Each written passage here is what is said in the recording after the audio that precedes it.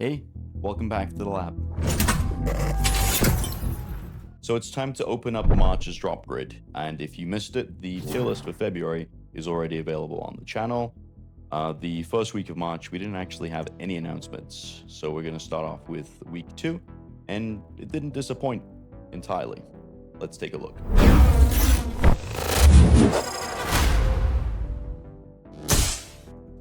So we actually started our week off March 9th with the first announcement from Hot Toys, where we got Neo from The Matrix Reloaded.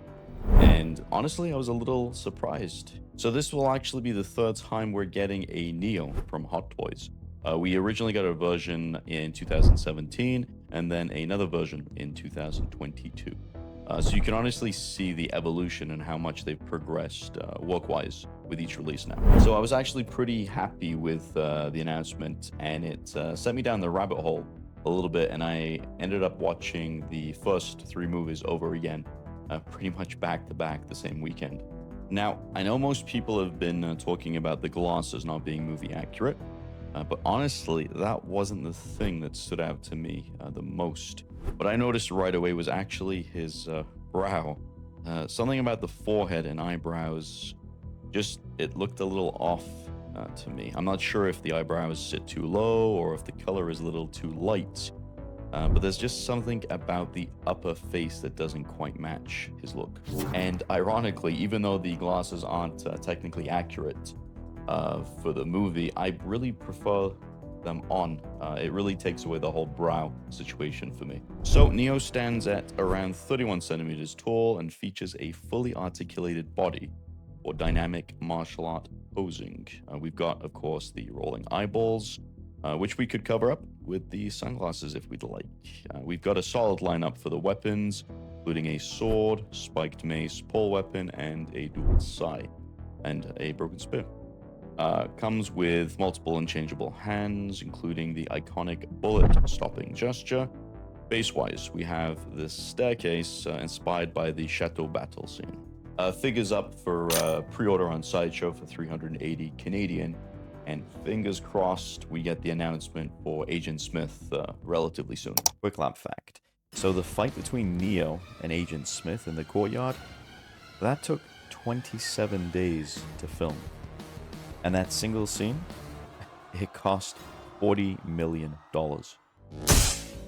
Moving on to March 12th, Hot Toys announced their Silver Surfer, and it's a pretty interesting mashup, actually. The design actually combines the classic 1966 Jack Kirby's look with the hammer-wielding power from the new Donny Cates 2016 storyline. Okay, so the visible joints, it's very much the main talking point for this figure.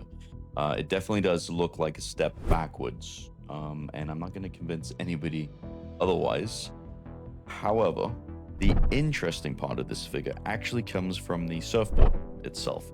Hot Toys has embedded magnets into the soles of the surfer's feet with multiple magnetic contact points across the board. We've also got a hidden sliding magnetic track, which lets us shift his stance so we can have it more on the centered of the board or a little bit more on the aggressive carving position, while keeping the figure securely attached. So while the body itself, a little iffy, the surfboard, really clever idea on their part, and I'm hoping that we get interesting features like this in future releases.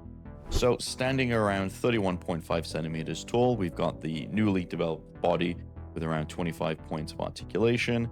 The entire figure has this electroplated chrome style silver finish. It really gives it a slick mirror-like comic book look. Not a ton of accessories. We have a few interchangeable hands, including a few with this purple effect that represent the power cosmic. We obviously have a surfboard, which is actually 39 centimeters long. And we also get Thor's hammer, which is a reference to a comic book storyline where Silver Surfer briefly wields it. Currently on pre-order at Sideshow for around 360 Canadian. Quick lab fact. So the Silver Surfer rides a surfboard simply because his creator Jack Kirby was tired of drawing complicated spaceships. And that's gonna wrap our week 2 of March for the drop grid. Channel wise, we're definitely getting a repos video this week. Last week I got a little busy, so I apologize. I didn't actually get one out. We have a spotlight video for Sauvage Press coming out at the end of the week as well. And I'm also working on a few new ideas. A video including 7 red lightsabers, a song from K-pop Demon Hunter, and a lot of editing. So wish me luck for that. And as always, thank you for watching. Take care.